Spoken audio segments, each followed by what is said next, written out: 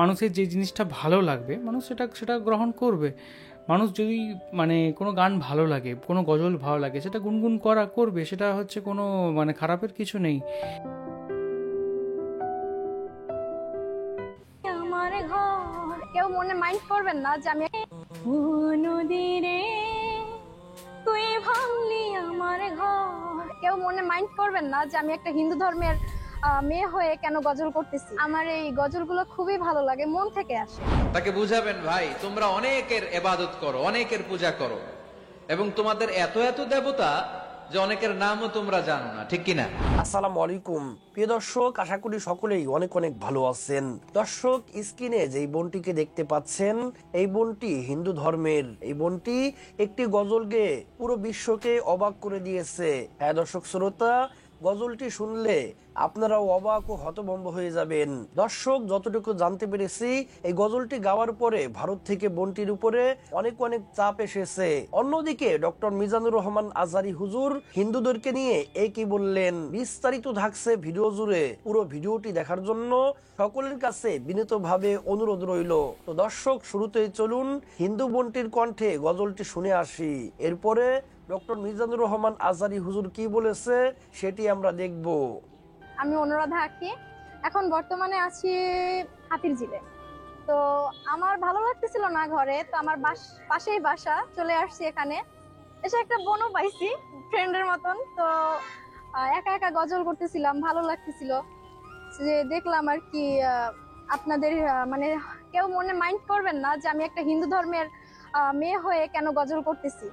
তো আমার ভালো লাগে, সবাইকে ভালো লাগে, সব মানে এই যে আমাদের যে ধর্ম, যার যার ধর্ম তার তার পালন করা উচিত, কিন্তু আমার এই গজলগুলো খুবই ভালো লাগে, মন থেকে আসে।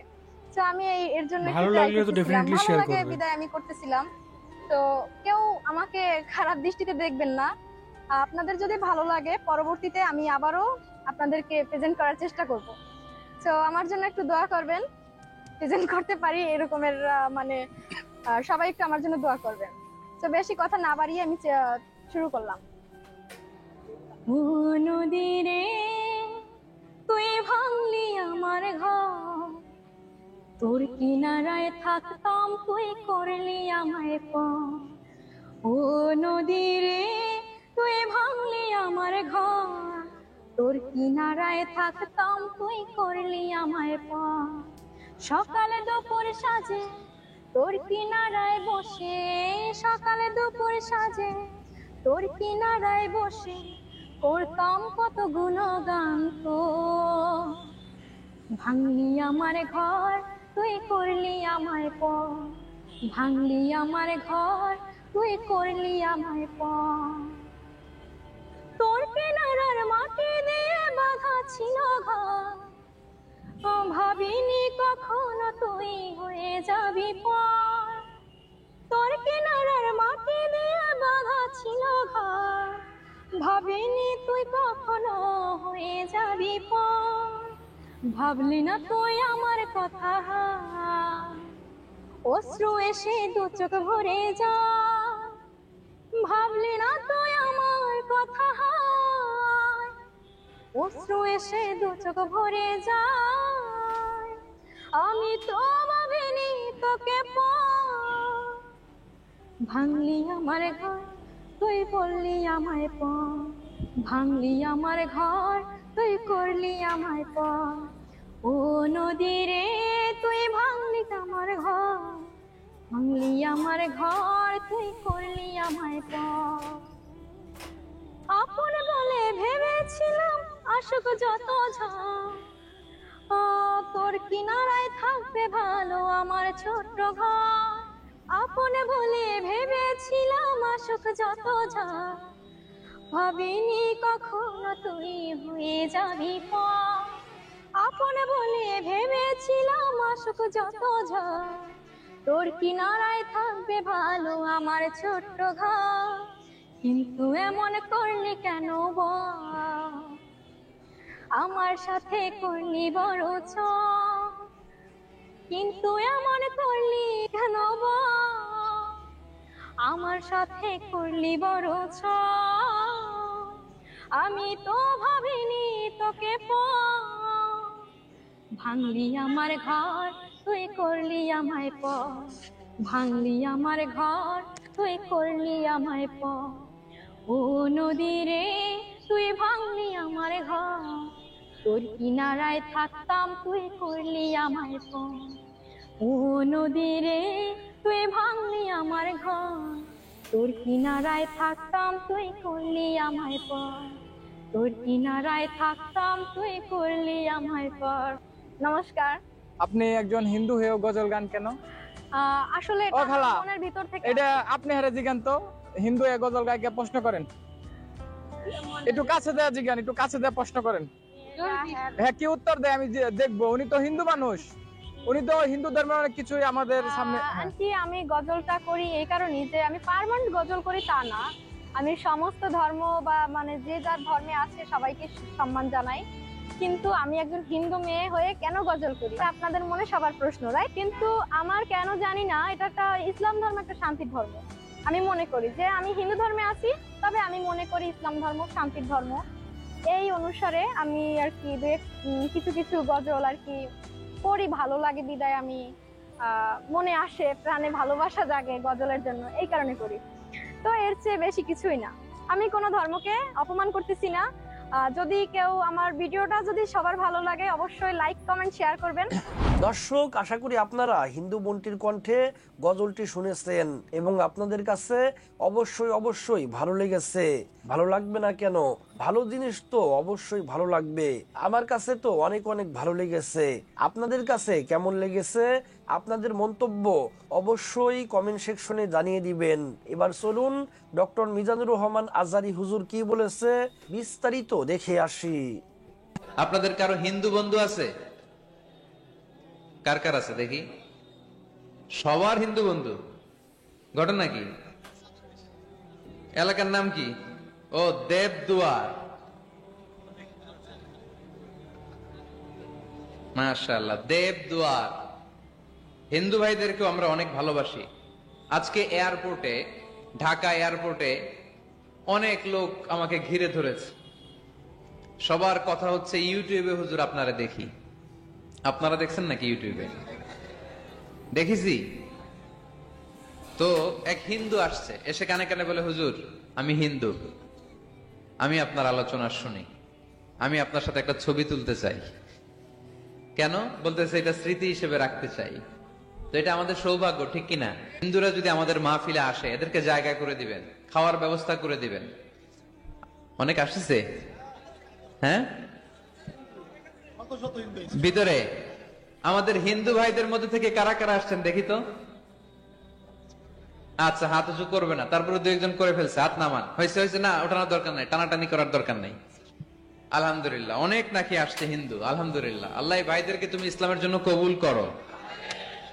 আমাদের মধ্যে যদি ইসলামের সৌন্দর্য দেখে তাহলে তারাও কালিমা পড়ে মুসলমান হবে, ঠিক কিনা?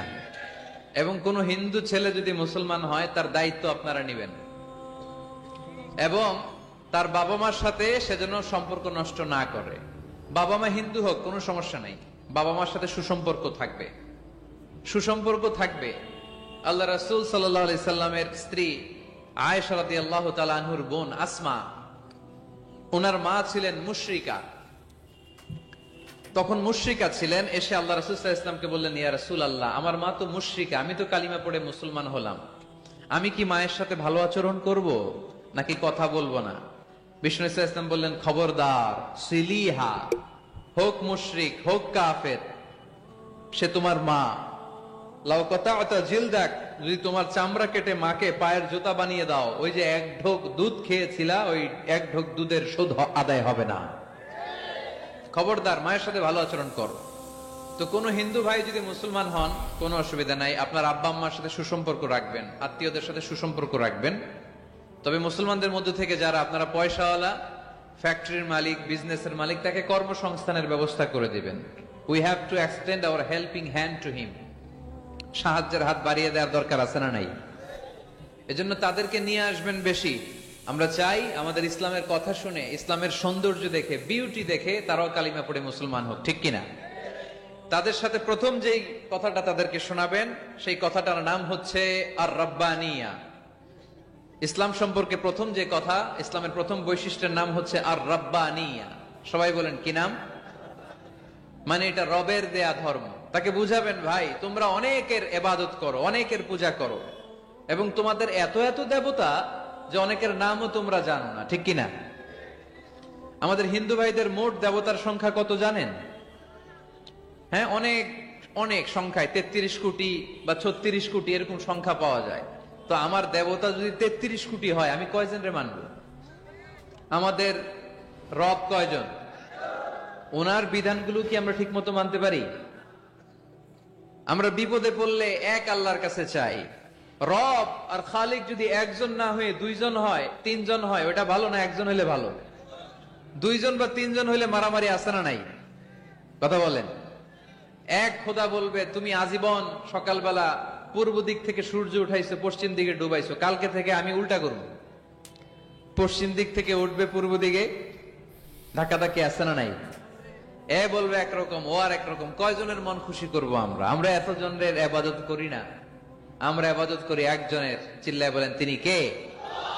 সম্মানিত দর্শক শ্রোতা, আশা করি পুরো ভিডিওটি দেখেছেন এবং ডক্টর মিজানুর রহমান আজহারী হুজুর হিন্দুদেরকে নিয়ে কি বলেছে আপনারা বুঝতে পেরেছেন। আপনারা সকলেই দোয়া করবেন আল্লাহ পাক রব্বুল আলামিন যেন পৃথিবীর সমস্ত নন মুসলিম ভাই বোনদেরকে হিদায়াত নসিব করেন, তাদেরকে যেন আলোর দিশা দেখান। তো ভিডিওটি এ পর্যন্তই। ভিডিওটি ভালো। তো এই ভিডিওতে দেখলাম, ভিডিওর প্রথম অংশে হচ্ছে একজন হিন্দু বোন, সে হচ্ছে একটা গজল গাইলো এবং তার গজল ভালো লাগে তার জন্য সে গায়। আর এখানে কেউ খেপে উঠেছে বা কেউ সেরকম টাইপের কোনো কাউকে দেখা গেল না। আর আমার মনে হয় কিছু মানুষ থাকবে তারা খেপে উঠতে পারে, কিন্তু এখানে খেপে ওঠার কোনো কারণ নেই। তার কারণটা হচ্ছে এটা যে মানুষের যে জিনিসটা ভালো লাগবে মানুষ সেটা গ্রহণ করবে।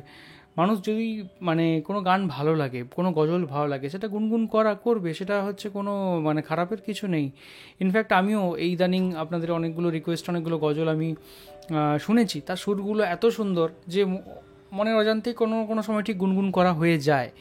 এবং হয়ে যায় কি এটার জন্য কি খারাপ কিছু? না, মোটেও না, সেটা ভালো। নদীকে নিয়ে কোনো গজল গাওয়া হয়েছে, মাকে নিয়ে কোনো গজল গাওয়া গেছে, যেটা সবাই রিলেট করতে পারবে। তার জন্য তো আপনাকে পার্টিকুলারলি কোনো ধর্ম বা সম্প্রদায়ের মানুষ আপনাকে হতে হবে না। আর এখানে মিজানুর রহমান আজহারী বললেন যে সকলকেই আহ্বান করুন ইসলামের জন্য। দেখুন, আপনার যদি নিজের ধর্মকে যদি সম্পূর্ণ মনে না হয়, নিজের ধর্ম সম্পর্কে জানুন, সব কিছু সম্পর্কে জানুন, এবং তারপরে আপনার যেটা মনে হয় সেটা করুন। আপনি একজন স্বাধীন মানুষ, আপনার যেটা মনে হয় আপনি সেটা করবেন। সেটা সবাইকারই ব্যক্তিগত ব্যাপার। ধর্ম কোনো দেখানোর বিষয় নয়, ধর্ম কোনো এমন বিষয় নয় যে আমি সেটার জন্য আমি প্রচণ্ড করব। আমার ভেতরের শান্তি, ভেতরের ভালোবাসা, সেটাই হচ্ছে ভেতরের সমর্পণ ঈশ্বরের প্রতি, সেটাই হচ্ছে ধর্ম।